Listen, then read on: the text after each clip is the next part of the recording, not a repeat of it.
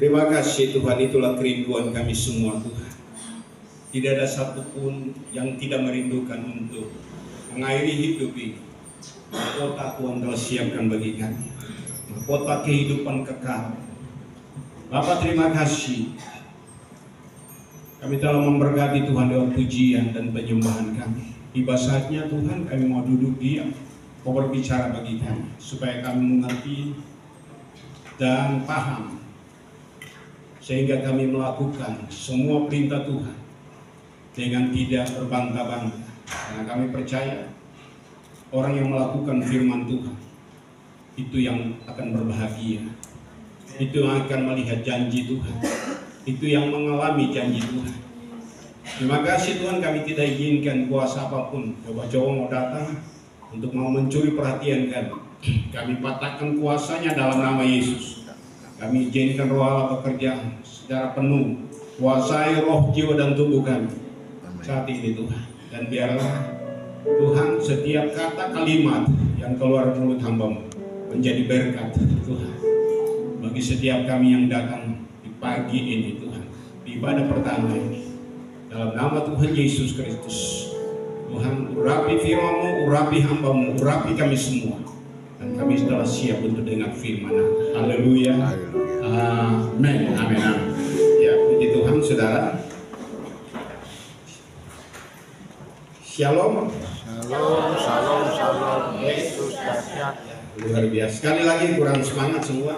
Shalom. Shalom, shalom, shalom. Yesus dahsyat. Iya, jadi saya sepakat untuk hari ini saudara, kita keluarga besar GBI Hati Hamba, dan GBI Hati Hamba punya visi misi yang perlu kita semua hamba-hamba Tuhan, para pelayan Tuhan, bahkan semua jemaat Tuhan harus mengerti, sehingga saudara bisa memberikan penjelasan kepada setiap orang yang bertanya, kenapa sampai kalian punya gereja GBI Hati Hamba. Terus saudara tahu, sehingga saudara bisa memberikan jawaban yang pasti bagi mereka, sehingga mereka mengetahui. Kalau tidak, saudara, orang akan bilang nama Hati Hamba itu cuma slogan. Tapi ini bukan slogan, amin. Ini betul-betul kita mendapat visi untuk kebenaran ini. Dan visi yang pertama saudara, visi gereja Bethel Indonesia, yaitu visi dan misinya. Dan kita akan lihat dari visi adalah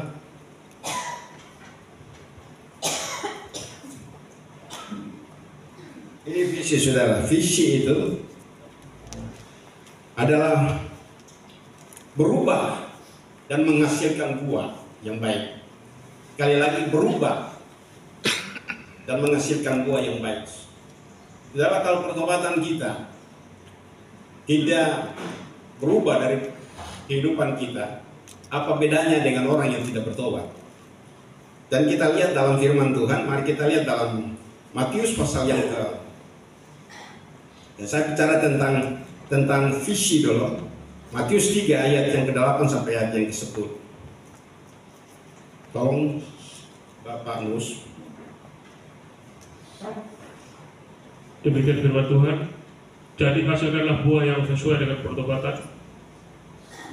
Dan janganlah mengira bahwa kamu dapat berkata dalam hatimu, Abraham adalah bapa kami. Karena aku berkata kepadamu, Allah dapat menjadikan anak-anak bagi Abraham dari batu-batu ini.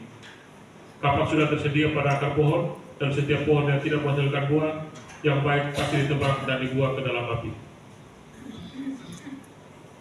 Jadi kita lihat saudara, ini sampai ayat yang ke-10, iya. Kita lihat bahwa ini kebenaran firman Tuhan, saudara. Ini ayat yang ke-8 ini dan ayat yang sampai ayat yang ke-10 ini visi, saudara. Waktu pada saat kita sementara berjalan dalam waktu, saudara, dan pada satu ketika ada satu momen yang pada akhirnya kita tulis Hati Hamba, ya.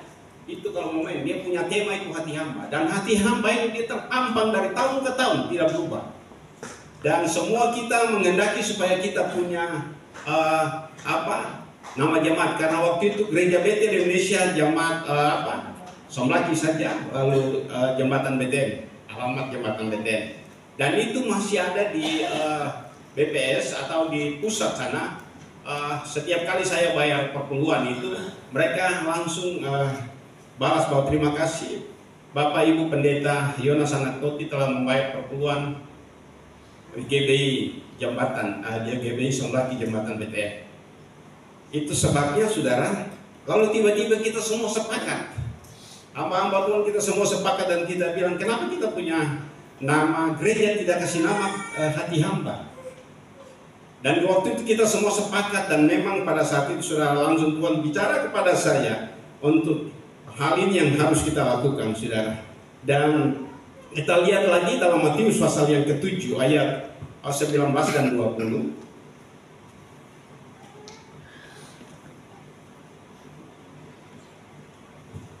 Dan setiap pohon yang tidak menghasilkan buah yang baik pasti ditebang dan dibuang ke dalam api. Jadi dari buahnya lah kamu akan mengenal mereka. Iya. Jadi dari buah lah kamu akan mengenal mereka. Jadi firman Tuhan jelas bagi kita bahwa ayat yang ke-7 itu saudara, Matius pasal 7 ayat yang ke-19 itu dia bilang begini saudara, dia bilang begini, ayat yang ke-19 dia bilang bahwa dan setiap pohon yang tidak menghasilkan buah yang baik pasti ditebang dan dibuang ke dalam api. Jadi dari buahnya lah kamu akan apa? Mengenal mereka. Saudara, kehidupan kekristenan itu orangnya dari buah. Kalau kekristenan saudara, kalau saudara bertobat tapi saudara punya kehidupan itu saudara, kehidupan yang buahnya tidak bagus, buahnya tidak matang, buahnya betul-betul dia belum saat permasak lagi sudah jatuh karena ada kuman, ada penyakit di dalamnya. Itu pasti orang tidak suka makan. Tapi kalau orang yang suka makan saudara, saya bersyukur sekali bahwa jambu di depan ini saudara banyak orang suka. Banyak orang suka sekali karena dia punya rasa beda. Pada saat ada jambu di sekitar yang tempat lain, tetapi jambu kita, jambu yang ada saudara, jambu itu betul-betul rasa satu pasti mau ingin dua. Kalau dua belum cukup lagi pasti bisa bawa pulang satu tas. Yang penting bagaimana cara ambil, karena di atas pohon jambu itu ada kabel telanjang. Itu. Jadi ini saudara, kalau buah yang tidak matang itu orang akan mencemooh pertobatan kita. Dia bilang dia sudah bertobat. Dia bilang dia sudah lahir baru. Kenapa masih ada caci maki dari mulutnya? Kenapa masih ada kebohongan? Kenapa ada masih tipu muslihat? Kenapa masih ada hal yang tidak diinginkan terjadi dalam kehidupannya? Dan itu orang mencemooh. Ini karena buah tidak bagus. Dan kita lihat hari-hari terakhir ini banyak hamba-hamba Tuhan, banyak pelayan-pelayan Tuhan, banyak gereja pertobatan yang tidak menghasilkan buah yang baik. Dan itu menjadi pencemooh bagi semua. Dan mereka cap semua hamba Tuhan itu sama begitu. Saudara, tapi saya percaya kita mengerti tentang visi kita saudara. Kita harus betul-betul bisa berbuah. Dan buah itu menyenangkan hati Tuhan, disukai oleh Tuhan dan disukai oleh sesama manusia. Sehingga dimanapun kita pergi orang suka kita. Kemanapun kita pergi orang tidak akan komplain dia sudah datang lagi. Kan begitu. Tapi waktu kita datang dan bersyukur Bapak datang, bersyukur Ibu datang, bersyukur Nona datang, bersyukur Nyong datang. Orang rasa terhibur waktu kita hadir. Orang rasa terbangun kita hadir. Jangan sampai waktu kita hadir membuat orang lain syah, membuat orang lain jengkel, membuat orang lain tidak senang dengan kita. Jadi ini yang perlu kita lakukan setiap saat saudara. Lukas pasal 3 ayat 8 sampai 9.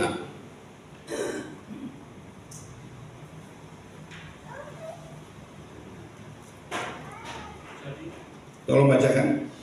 Jadi hasilkanlah buah-buah yang sesuai dengan pertobatan, dan janganlah berpikir dalam hatimu, Abraham adalah bapa kami. Karena aku berkata kepadamu, Allah dapat menjadikan anak-anak bagi Abraham dari batu-batu ini. Kapak sudah tersedia pada akar pohon, dan setiap pohon yang tidak menghasilkan buah yang baik akan ditebang dan dibuang ke dalam api. Ya, coba ayat yang 8 dulu, ayat 8. Kita lihat sudah ayat 8, dia bilang bagaimana saudara. Jadi hasilkanlah buah-buah yang apa? Sesuai dengan pertobatan.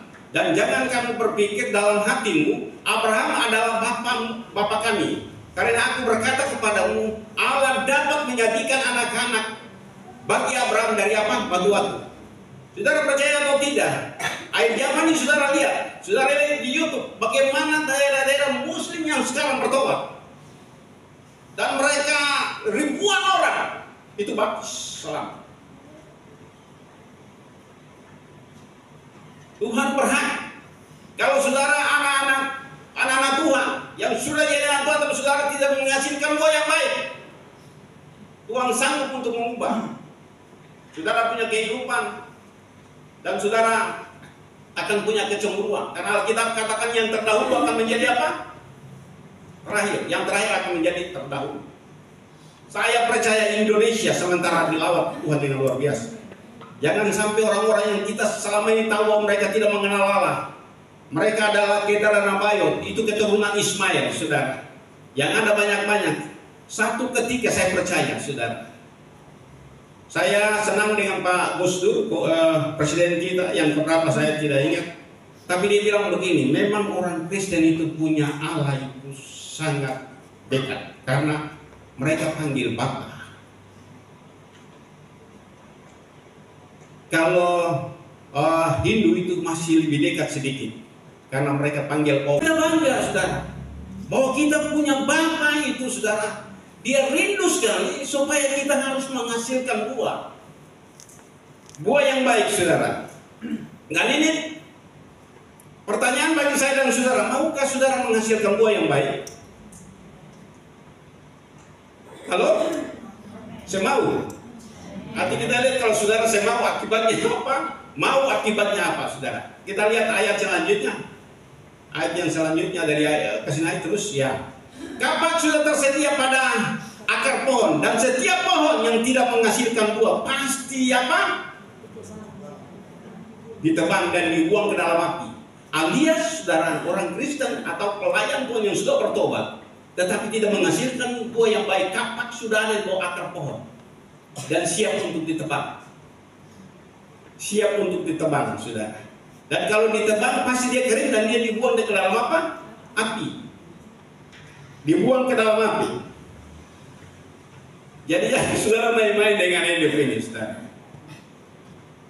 Perlu menghasilkan buah, dan buah itu buah yang baik. Jangan sampai saudara bertobat tapi saudara kebiasaan yang lama saudara tetap bawa. Yang biasa suka iri hati orang, yang biasa suka dendam orang, yang suka tidak bisa mengampuni orang, saudara terus bawa. Seperti dengan orang Israel kan keluar dari perbudakan, tetapi mereka punya sifat perbudakan ini terus bawa sampai kepada di tanah Kanaan.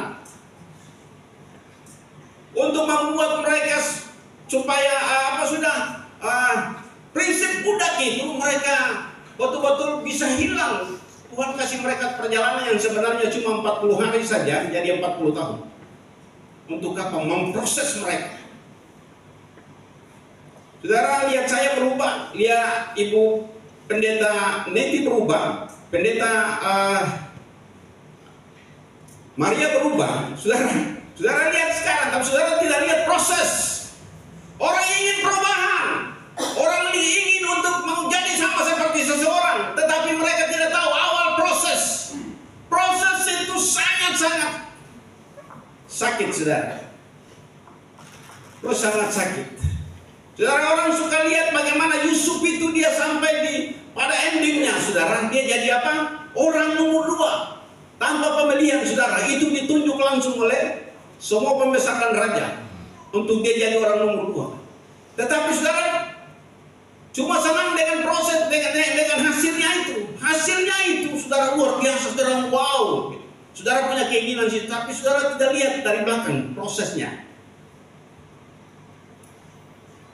Semua keberhasilan itu pasti ada proses. Semua keberhasilan tanpa protes itu pasti menyesatkan saudara. Amin. Jangan tegang saudara. Ini saudara harus mengerti sehingga saudara harus sampaikan saudara hal ini. Bagaimana supaya bisa menghasilkan buah-buah yang baik yang dinikmati oleh Tuhan dan dinikmati oleh manusia? Yang pertama saudara, yang pertama, andalkan Tuhan dan bergantung sungguh kepada Tuhan. Sekali lagi, andalkan Tuhan dan bergantung sungguh kepada Tuhan. Yeremia 17 ayat 7.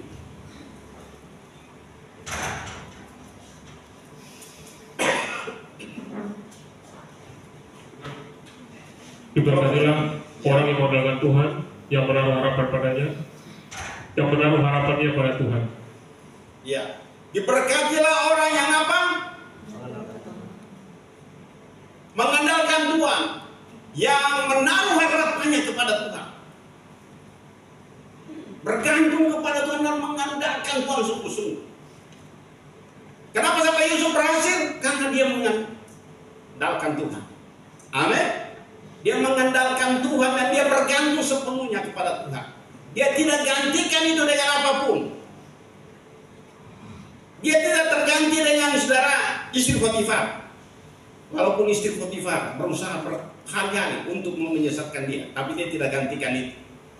Jangan sampai saudara banyakkan anak tua dari zaman bisa tergantikan Yesus dengan itu. Keinginan sesaat, keinginan daging saudara. Ayah anak remaja, anak muda, saudara harus berbeda. Amin. Bapak ibu yang masih muda harus berbeda. Tampil harus berbeda. Haleluya.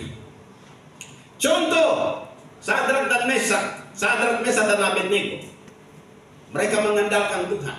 Waktu mereka mengandalkan Tuhan itu apa yang terjadi? Andalkan begitu saja. Itu sampai titik di mana mereka tidak berdaya lagi. Mereka katakan kepada raja bahwa kami tidak akan memberikan jawaban kepada tuanku raja, tetapi Allah yang kami sembah, kalau dia dapat menolong kita, dia akan dapat menolong kita. Tapi kalau seandainya dia tidak dapat menolong kita, kami bertiga sepakat untuk tidak menyembah patung emas dari Tuhan. Dan pada saat itu murka Tuhan, murka raja apa? Jadi geram dan dia bikin api yang panas 7 kali. Itu saya percaya saudara, besi pun lebur. Pertanyaannya, waktu itu mereka sudah jatuh dalam api atau masih? Sudah jatuh dalam api baru pertolongan, baru pertolongan Tuhan datang. Sudah jatuh atau belum? Sudah jatuh saudara. Biasa saudaraku yang kasih anak-anak Tuhan yang berbuah-buah bagus itu, saudara, Tuhan luaskan masalah dalam hidupmu, proses saudara sampai pada akhirnya saudara dalam titik nol, titik tidak berdaya lagi. Bahwa tunggu waktu detik-detik saja, mau mati atau hidup, di situ Tuhan pasti turun tangan. Saudara bisa bilang amin? Kita lihat Sadrak, Mesak dan Abednego. Mari kita baca supaya kita bisa memahami saudara. Daniel pasal 3 ayat yang ke-16 sampai ayat yang ke-20 dan ayat yang ke-22. Tolong. Lalu Sadrak, Mesak dan Abednego menjawab Raja Nebukadnezar, tidak ada gunanya kami memberi jawab kepada Tuanku dalam hal ini. Jikalau kami yang kami puja sanggup melepaskan kami, maka ia akan melepaskan kami dari perapian yang menyala-nyala itu dan dari dalam tanganmu, ya Raja.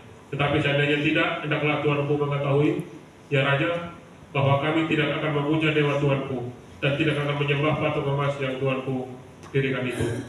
Maka meluaplah kegeraman Nebukadnezar, air mukanya berubah terhadap Sadrak, Mesak dan Abednego.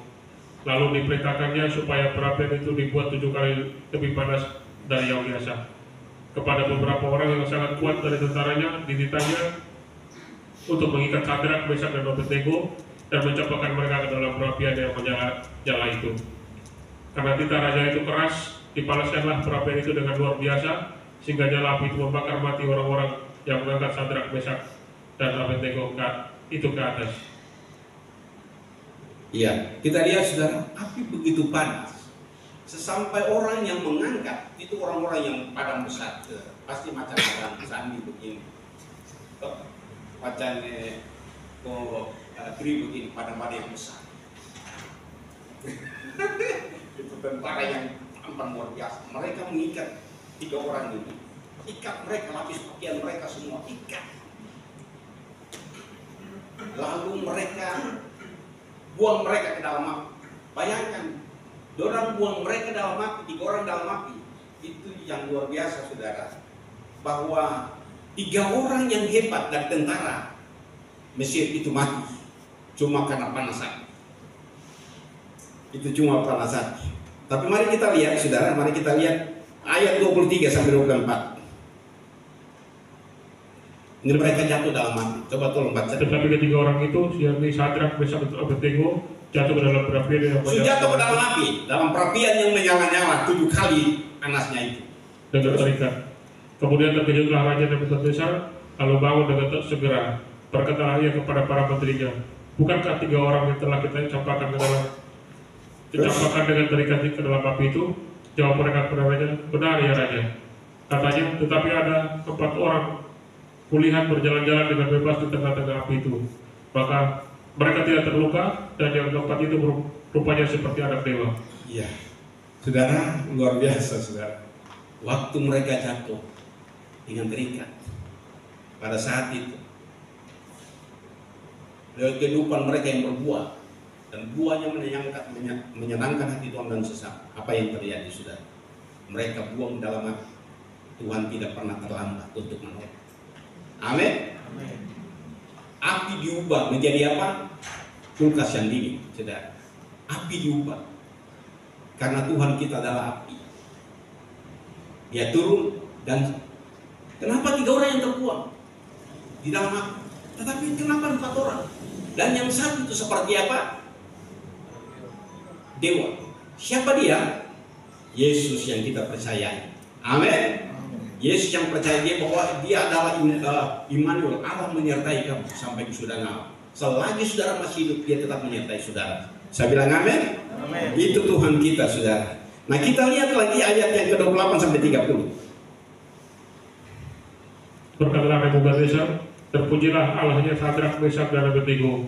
Ia telah mengutus malaikatnya dan melepaskan hamba-hambanya yang telah menaruh percaya kepadanya dan melanggar titah-Nya, dan yang menyerahkan tubuh mereka karena mereka tidak mau memuja dan menyembah Allah manapun kecuali Allah mereka. Sebab itu aku mengeluarkan perintah bahwa setiap orang dari bangsa, suku bangsa, atau bahasa manapun ia yang mengucapkan penghinaan terhadap Allahnya Sadrak, Mesak, dan Abednego akan dipenggal-penggal dan rumahnya akan dirobohkan menjadi timbunan puing, karena tidak ada Allah lain yang dapat melepaskan secara demikian itu. Lalu Raja memberikan kedudukan tinggi kepada Sadrak, Mesak, dan Abednego di wilayah Babel. Haleluya, saudara.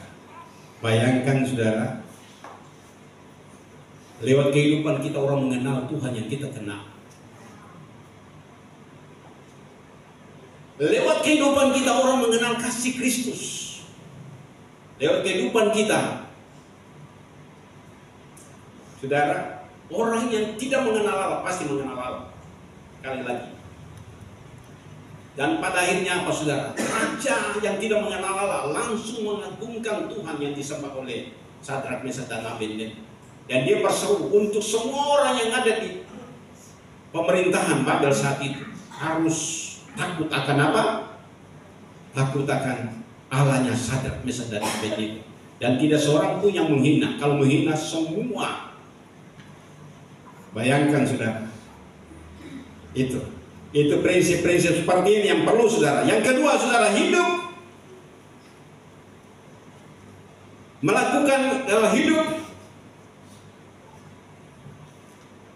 hidup melekat dengan Tuhan. Sekali lagi, hidup melekat dengan Tuhan. Coba bilang kiri kanan, hidup melekat dengan Tuhan.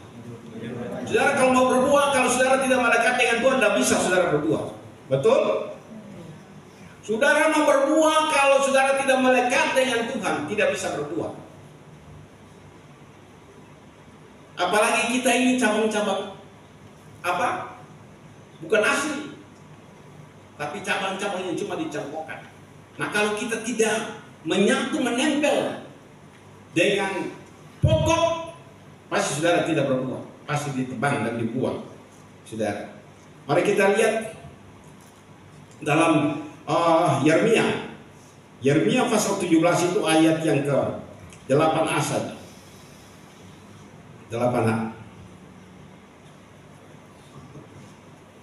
Ia akan seperti pohon yang ditanam di tepi air, yang merapatkan akar-akarnya ke tepi batang air. Jadi saudara, ini pohon ini kenapa sampai dia berbuah? Karena dia berusaha untuk akar-akarnya merambat sampai kepada batang air, kepada air, saudara, sehingga dia menghasilkan buah.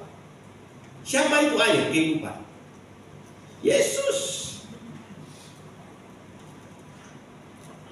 Yesus itu air kehidupan. Jadi kalau saudara sampai ketemu air kehidupan itu, saudara pasti mengeluarkan buah.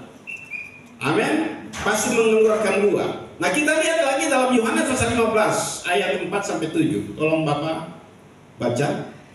Karena ini baru visi, saudara, belum misi. Terus, tinggallah di dalam aku, dan aku di dalam kamu. Ya. Sama seperti ranting tidak dapat berbuah dari dirinya sendiri kalau ia tidak tinggal pada pokok anggur. Demikian juga kamu tidak berbuah jikalau kamu tidak tinggal di dalam aku. Akulah pokok anggur dan kamulah ranting-rantingnya. Barang siapa tinggal di dalam aku dan aku di dalam dia, ia berbuah banyak. Sebab di luar aku kamu tidak dapat berbuat apa-apa. Tuhan, kamu tidak dapat berbuat apa-apa. Tidak bisa berbuat apa-apa. Terus, barang siapa tidak tinggal di dalam aku, ia dibuang keluar seperti ranting dan menjadi kering. Kemudian dikumpulkan orang dan dicampakkan ke dalam api lalu dibakar. Ya. Jika kamu tinggal di dalam aku dan firman-Ku tinggal di dalam kamu, mintalah apa saja yang kamu kehendaki dan kamu akan menerimanya. Saudara-saudara mau menerima sesuatu dari Tuhan?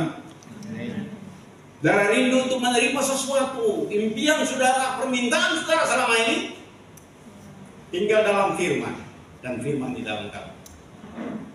Haleluya.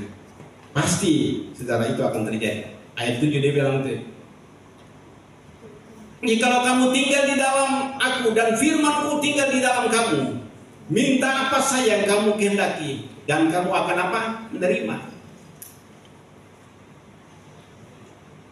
Oke, anak-anak remaja, pemuda yang punya cita-cita besar, harus tetap hidup dalam firman. Apapun yang terjadi, tinggal dalam firman, dan firman tinggal di dalam kamu. Walaupun kondisi kiri kanan orang datang bilang bahwa sebisa lagi harus punya kondisi ini, mesti begini, saudara, jangan dengar orang. Dengar saja, berpegang, punya prinsip, punya iman teguh bahwa tidak, lebih baik kita mati daripada kita berserah kepada orang pintar, berserah kepada perkataan orang. Haleluya. Dan ini luar biasa, saudara. Saya mau bilang bagi saudara, ini luar biasa. Yang ketiga, berbuat tanpa musim. Jangan saudara, kehidupan saya dan saudara bertobat itu saudara pakai musim. Kalau waktu mood, ya bertobat.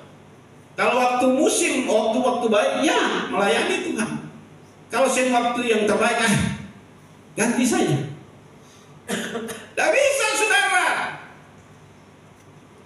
Harus berbuat tanpa musim. Sebab kalau saudara berbuat pada musim tertentu, ya Yesus datang, Yesus tidak butuh daun. Yesus datang, Yesus butuh buah. Walaupun saat itu pohon ara tidak waktu untuk berbuah. Tapi kenapa Yesus datang cari buah? Kan pada saat itu Yesus datang karena Yesus rasa lapar. Saudara, kenapa sampai dia rasa lapar? Karena dia 100% manusia. Makanya dia rasa lapar. Dan dia lihat pohon ara berdaun. Dan setiap kali mungkin kebiasaan dari pohon ara, kalau dia sudah berdaun pasti dia keluarkan buah. Tapi ternyata dia pergi cari buah, dia tidak dapat buah di sana. Dia tidak dapat buah di sana, saudara. Mari kita lihat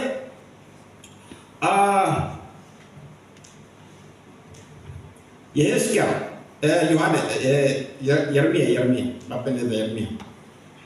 bagian C saja ya. 8 bagian C. Bagian C. Yeremia 17 ayat 8C. Ya. Dan yang tidak mengalami datangnya panas terik, yang daunnya tetap hijau, yang tidak khawatir dalam tahun kering, dan yang tidak berhenti menghasilkan buah. Dan tidak berhenti menghasilkan buah.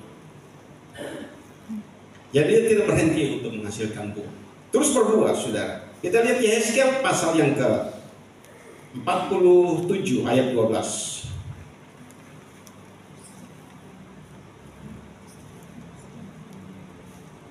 Pada kedua tepi sungai itu tumbuh bermacam-macam pohon buah-buahan yang daunnya tidak layu dan buahnya tidak habis-habis. Buahnya tidak habis-habis. Setiap bulan ada lagi buahnya yang baru. Sebab pohon-pohon itu mendapat air dari tempat kudus itu. Buahnya menjadi makanan dan daunnya menjadi obat. Saudara-saudara punya hidup mau demikian? Saudara punya hidup mau demikian? Setiap bulan berbuah terus. Dia sempat pakai musim, saudara. Setiap bulan mau terus melayani Tuhan, setiap minggu terus mau melayani Tuhan. Yang bilang aduh besok capek ya lain orang, saudara. Pertanyaannya, siapa yang bikin capek Ale? Siapa yang bikin capek hamba-hamba Tuhan? Jawab aku. Itu ada firman Tuhan katakan begitu. Siapakah yang melelahkan kamu? Jawab aku. Saudara, Anda kan lelah untuk apa? Kehidupanmu, pekerjaan untuk kehidupan, bukan untuk Tuhan. Nanti saudara ketik di situ. Dengan apakah aku melelahkan kamu? Yesus bilang begitu, Tuhan bilang begitu. Dengan apa?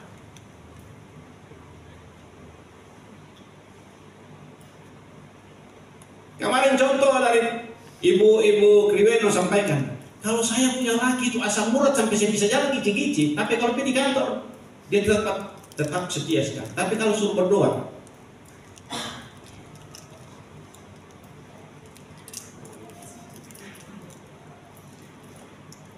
haleluya. Kan begitu. Saudara, Tuhan sembahi apa lagi perketong semua. Tuhan sayang apa lagi perketong semua. Tuhan sangat sayang pada kita. Haleluya. Itu sebabnya saudaraku yang kekasih, dia selalu berbuah. Jadi hidup saya dan saudara jangan berbuah musim.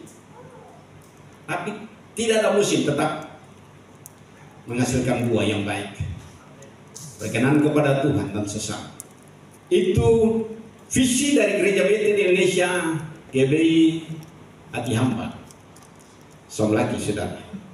Nah, kita lihat lagi misi, saudara. Kita lihat lagi misi. Misi menjangkau jiwa-jiwa dengan pelayanan kasih, menjangkau jiwa-jiwa dengan pelayanan kasih. Dasar firman Tuhan mari kita lihat dalam Markus pasal 6 ayat yang ke 35 sampai 38.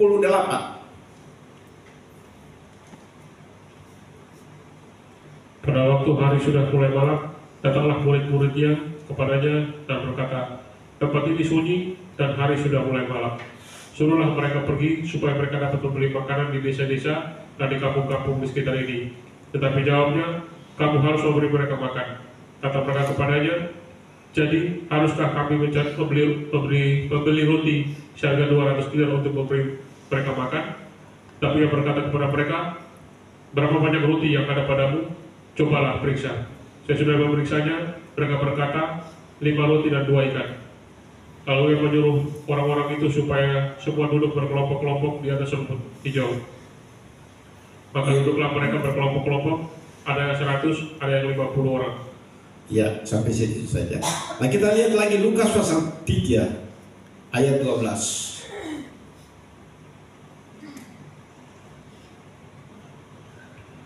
Ada datang juga pemungut cukai untuk dibaptis dan mereka bertanya kepadanya, Guru, apakah yang harus kami perbuat? Ya, nah kita lihat saudara itu waktu mereka mau datang baptis, orang-orang dari semua daerah mau datang baptis dan waktu dia Yohanes angkat muka, lalu dia bilang, siapakah yang menyuruh kamu? Hai kamu keturunan ular beludak, siapa yang suruh kamu lari dari murka Allah yang akan datang? Itu sebabnya apa? Dia baptis mereka dan bilang hasilkanlah buah-buah pertobatan yang baik. Saudaraku yang kekasih. Nah kita lihat saudara dalam Markus pasal yang ke-5 ayat yang ke-19 saudara. Mari kita lihat ayat yang ke-19. Yesus tidak memperkenankannya, tetapi ia berkata kepada orang itu, pulanglah ke rumahmu, kepada orang-orang sekampungmu, dan beritahukanlah kepada mereka segala sesuatu yang telah diperbuat oleh Tuhan atasmu, dan bagaimana ia telah mengasihani engkau. Jadi kita lihat saudara, ini orang di Gerasa. Orang di Gerasa ini saudara. Orang di Gerasa ini dia betul-betul saudara dirasuki oleh setan dan begitu banyak roh yang mengikat dia. Begitu banyak roh yang mengikat dia. Dan roh yang mengikat dia itu ribuan saudara. Nah kita lihat bagaimana waktu mengikat dia, sehingga tetapi waktu dia datang kepada Tuhan, dia datang tersungkur di depan Tuhan. Pertanyaannya saya dan saudara, bahwa apakah kita sebagai anak-anak Tuhan, kita punya rasa hormat kepada Tuhan itu ada tanda? Kita punya rasa gentar kepada dia itu ada tanda? Kalau iblis saja saudara, setan saja saudara, itu dia datang lewat orang ini, datang dia paling berbahaya sekali di daerah itu.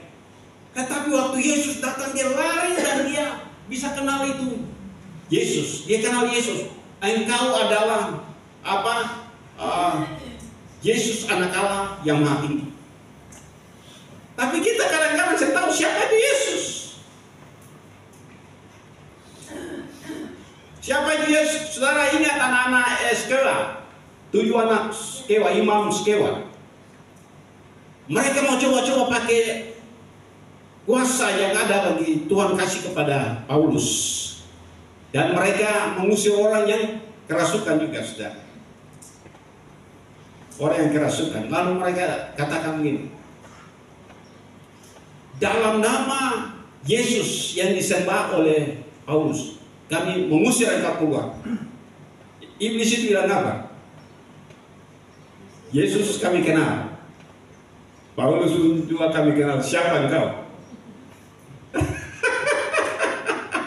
Bayangkan Yesus, iblis saja tahu Yesus dan kenal itu Paulus, tapi siapa kau? Iblis itu kasih kalah orang nggak tahu, lo kasih kalah iblis 7 orang sekali, 7 orang lari telanjang, luka-luka.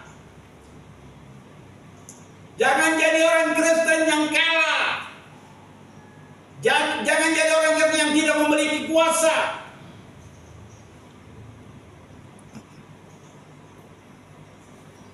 Haleluya.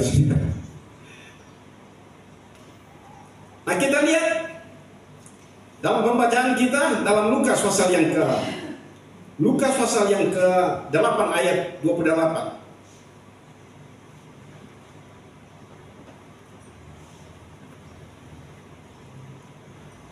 Ketika ia melihat Yesus, ia berteriak lalu tersungkur di hadapannya dan berkata dengan suara keras, apa urusanmu dengan aku, hai Yesus, anak Allah yang maha tinggi? Ya, bayangkan saudara, dia lari datang dan dia bilang, apa urusanmu, hai engkau Yesus, anak Allah yang maha tinggi. Nah kita lihat lagi saudara, dia yang ayat yang ke 32, Bapak Nusron baca. Adalah di sana sejumlah besar babi sedang mencari makan di lereng gunung. Lalu setan-setan itu meminta kepada Yesus supaya ia memperkenalkan mereka memasuki babi-babi itu. Yesus mengabulkan permintaan mereka. Haleluya. Yesus mengabulkan permintaan mereka. Saudara, itu kira-kira jumlah babi itu berapa?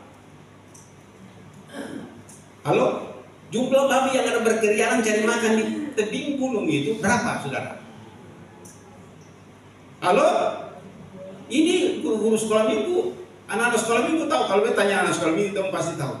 Lalu saudara jadi guru, lalu saudara sendiri tahu. Kira-kira berapa? 2.000. Haleluya. Sekali lagi itu kurang lebih 2.000 saudara. Berarti 2.000 roh yang minta, karena dia namanya siapa? Legion. Legion yang artinya banyak orang. Banyak orang saudara. Banyak berapa? 2.000 orang. Sehingga 2000 babi yang ada masuk semua. Permintaan mereka dikabuli lalu masuk di dalam babi, saudara. Masuk dalam babi dan babi semua terjun ke dalam danau dan mereka mati semua di sana.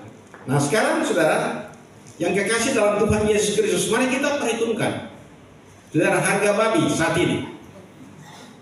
Mari kita perhitungkan harga babi saat ini. Harga babi saat ini saudara, jangan kita hitung dengan 3 sampai 4 kata saudara. Kita hitung dengan 2 juta per ekor saja. 2.000 ekor kali dengan 2 juta 4M. Untuk menyelamatkan orang gila saja Tuhan rela. Dengan baik, untuk menyelamatkan satu orang gila saja itu Tuhan harus berkorban. Harus korbankan berapa? Berapa M? 4M.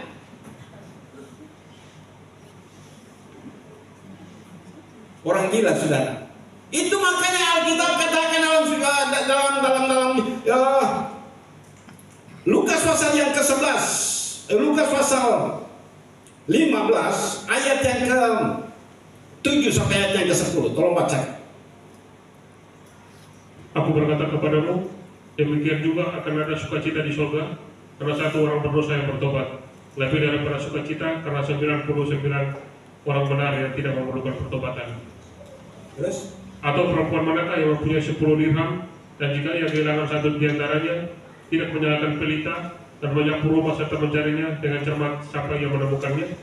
Dan kalau ia telah menemukannya, ia memanggil sahabat-sahabat dan tetangga-tetangganya serta berkata, bersukacitalah bersama-sama dengan aku, sebab dirhamku yang hilang telah kutemukan.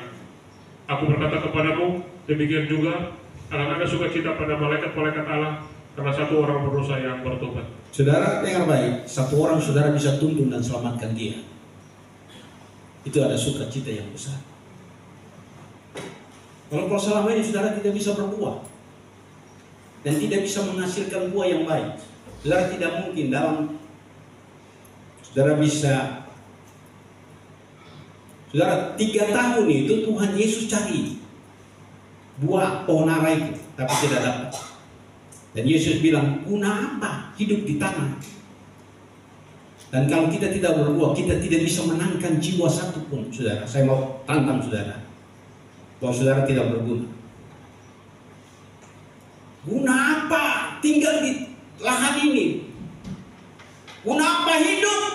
Orang bertobat dan tidak bisa membawa pertobatan itu kepada orang lain, supaya orang lain juga bertobat. Saudara sudah pernah berdoa sungguh-sungguh kepada seseorang yang kau menyakiti, yang kau berdoa sungguh-sungguh dan terus berdoa sampai engkau lihat Tuhan akan bekerja. Amin. Waktu dia bertobat, saudara, saya percaya ada satu hamba Tuhan, ada satu pengusaha yang cukup hebat di Somlaki, dan saudara dia mulai WA saya karena biasa saya juga kirim WA kepada dia, dan pada akhirnya saudara dia kirim WA kepada saya dan dia sampaikan, saudara, ini sebenarnya nanti sebentar saya putarakan supaya kita lihat dan saya balas kepada dia apa yang dikatakan oleh saya lihat terus supaya saya mungkin bisa putar, saya mungkin bisa dengar.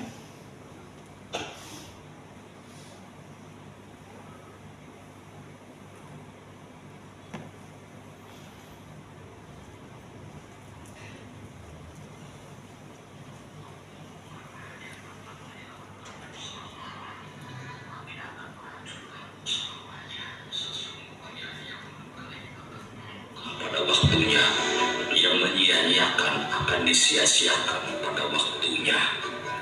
Bagaikan pepatah, buah jatuh tak jauh dari pohonnya. Begitu pula denganmu, dari setiap alma yang kamu terima tidak akan jauh dari dhamma yang pernah kamu buat. Haleluya. Saudara, ini waktu saya putar hanya akan menyelamatkanmu sementara, tapi akan menghancurkanmu selamanya. Sesungguhnya yang lukai akan terluka pada waktunya, yang menyia-nyiakan akan disia-siakan pada waktunya.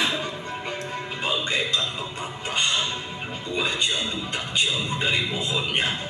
Begitu pula denganmu, dari setiap kalma yang kamu terima tidak akan jauh dari dhamma yang pernah kamu buat. Haleluya. Dan ini saya balas, saudara. Benar sekali kok apa yang dikatakan peribahasa itu dikutip dari firman Allah.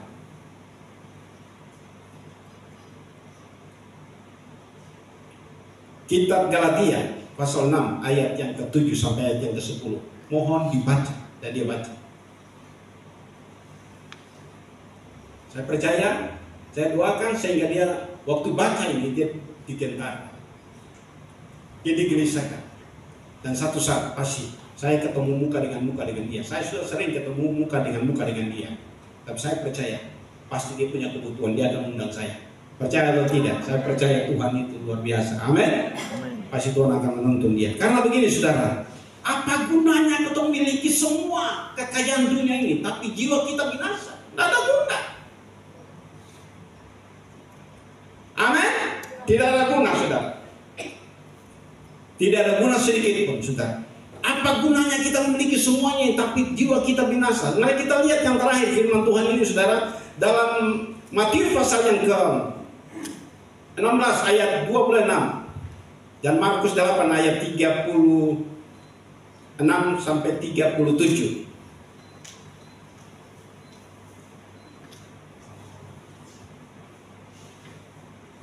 Tolong, Panus. Apa gunanya seorang memperoleh seluruh dunia tetapi kehilangan nyawanya? Dan apakah yang dapat diberikannya sebagai ganti nyawanya? Saudara, artinya begini. Apa yang bisa saudara ganti supaya saudara selamat?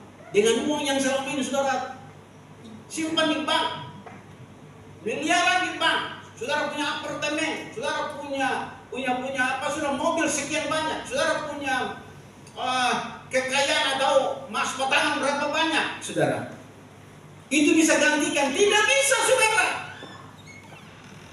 Karena semua yang saudara miliki, tanah yang saudara miliki, saudara, itu tidak saudara akan bawa. Mobil yang saudara punya tidak akan bawa. Uang yang banyak tidak akan bawa.